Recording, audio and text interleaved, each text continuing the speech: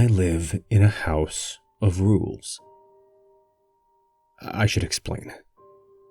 I moved here 3 months ago, flat number 27. The flat was a repossession.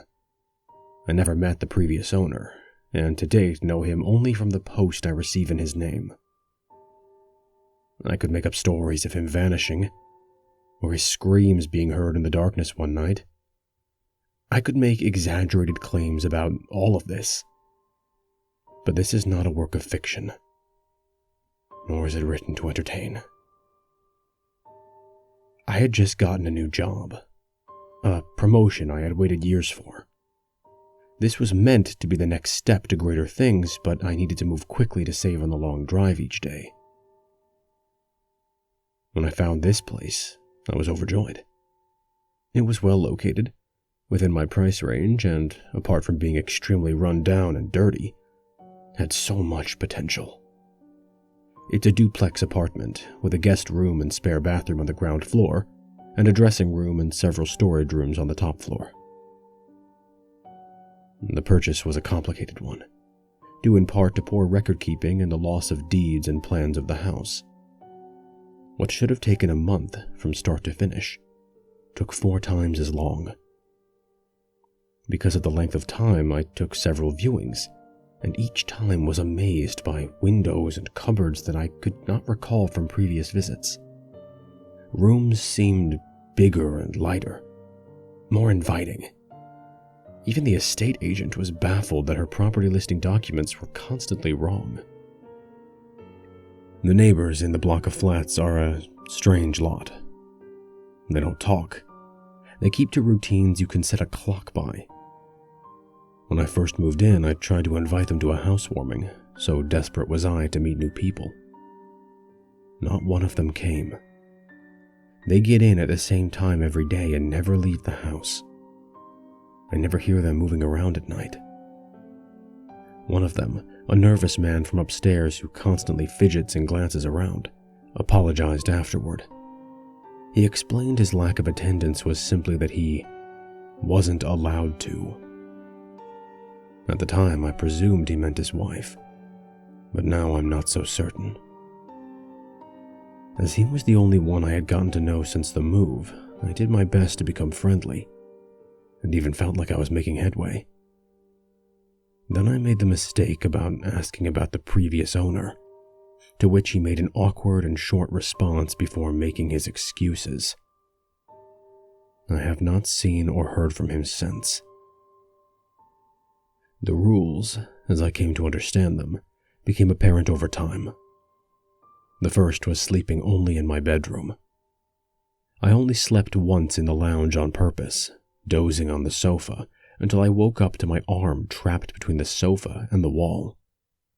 A wall that was several feet away from the sofa when I closed my eyes a few hours earlier. I was overcome with a feeling, a very familiar feeling, that I was somewhere I shouldn't be. This feeling wouldn't leave me until I hurriedly stumbled up to my bed, where I only felt truly safe when I hid under the blankets like a scared child. I only fell asleep once more in the lounge after that, by accident. I was woken once again with a feeling that I should leave, that it would be unsafe to stay, and that I should not be there. This time, however, a sweater I had left across the room on a radiator was tied around my neck and pulled tightly enough to leave a striking mark on my throat. The rule of sleeping only in my bedroom stands alongside others. Countless others. I learned that I should clean up my dishes immediately when I stepped out of the kitchen after depositing my plate and sat down on a safety pin that was jutting out of the back of the sofa. I learned not to take too long showers when the water suddenly turned scalding hot and remained so no matter how much I desperately tried to turn it off, and then was inexplicably normal temperature when I tried it moments after. I learned that I must vacuum and keep the place tidy, that I must not waste electricity, and that no matter what noises I hear at night, I should never, ever explore. Another rule is guests are not welcome. The last time I had a guest, it was a friend who invited themselves, despite my concerns that I could not air down for the weekend by making arguments to come and see me until I relented. How could I not? I spent the entire time terrified for their safety and pretty much drove them away with my strange behavior accordingly. But there were no events. Such things made me bold and I began to relax. I stayed awake until late, played music at night, and did whatever I wanted, even going so far as feeling like I had triumphed as the house remained meekly quiet. It was almost immediately after they left that I first noticed the headache and nausea, which got worse and worse as the gas leak continued. I only just made it out before I succumbed. I have so many things I could tell you, example after example. I don't know where to begin. I need you to look past your skepticism and see that this is real, that this is more than coincidence. This is more than just child's play haunting. I am not being haunted. I am being ruled. The rules are only a part of it. They are the part I play. The rest is done without me, and not only that, but done around me. The walls shift. Doors open some days, but won't the next. The number of windows in my bedroom increased one by one over consecutive nights, and then there was only one again. There is a cupboard at the top of my stairs that changes in sizes quite regularly. One of the most terrifying experiences of my life was when I opened it and saw it went back several meters more than I remembered. When I walked in, somehow the door shut behind me and I groped in the dark, silently reaching out for a wall I knew must be there, yet my fingers touched only air. I do not know how long I fumbled in the dark, but it was only as my panic attack rose that my shaking fingers found the wooden door. Have you ever woken up in a room with a chair sitting at the end of your bed?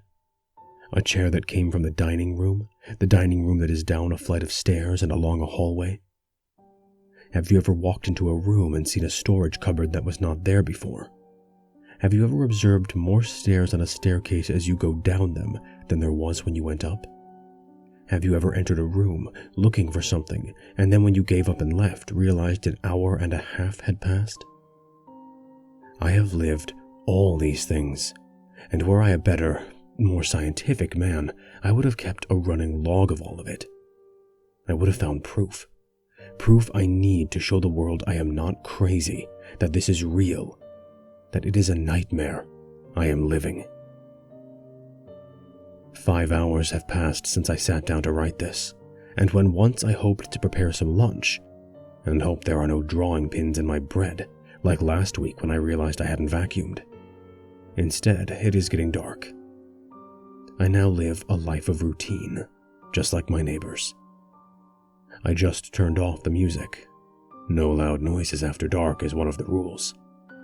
It is the one I hate the most because it makes me feel so alone. Lights left on in rooms that are empty, or too many in one room, are prone to fusing or even shattering without warning. So I currently only have the glare of the screen, the television, and a lamp. Soon I shall be going to bed. The doors that shut behind me as I head up to bed lock behind me, and I will wake up in a room with windows wherever they please, and doors that may or may not open to cupboards that could be as small or as large as each variation allows. The television in the room I am in has a satellite connection, and with it countless channels. Right now, all are a fuzz of static, except for National Geographic. So I am forced to listen to a documentary on carnivorous plants as I type. I try not to dwell on the exhaustion of a beetle on the screen as it tries in vain to escape from the prison that will soon digest it. The remote does not appear to work.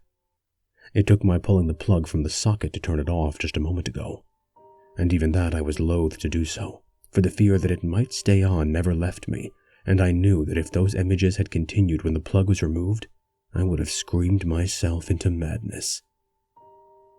I could push the neighbors to talk more. I could rebel against the rules. I could start a fire and torch the whole building. But truly, I just want to get by. I get the feeling that up until now I have simply been coached, like a dog, to do what is required of me. I feel like the punishments could get a lot worse. The occasional demonstration of strength, the enforcement of the rules, and the occasional mild punishment when I transgress, like one taps the nose of a dog when it misbehaves. That is what I can hope for if I can behave. Stepping out of line only causes me harm and fear. It is only out of fear and reference to my own human dignity that I do not explain here what happens when the house feels it really needs to punish. Needless to say, the scar will be with me the rest of my life. Which brings us to here. I cannot go on. I took the decision to write this with the remaining fight I still have in me to at least ask for help. I cannot do it over the phone. I cannot write a letter. My only hope is to write it into a story conspicuous and without the details that might draw attention to the content. All I can hope is that someone sees enough to spot my cry for help, that they find a way to contact me where I can get the lifeline I need to escape. I cannot ask directly. It is too risky. Besides, any form of open rebellion has been snuffed out of me with pain, suffering, and terror. I fear for my safety, for my punishment for breaking the rules. I am surprised that it is being allowed to get even this far. In over 1,000 words I have written, there hasn't been a power cut or computer error that has lost everything. Perhaps there is still hope. But the truth is, I'm scared. Scared of what touched my face in my sleep the night before last after I accidentally left a tap running, clutching firmly the bruises on my cheek that still remain. I am scared of what left a pair of scissors in my slippers, of what power moves wooden doors and plaster walls seemingly at a whim. Most of all, I am scared that by writing this I may wake up in a tiny room with no doors or windows. A room that grows smaller every time I blink.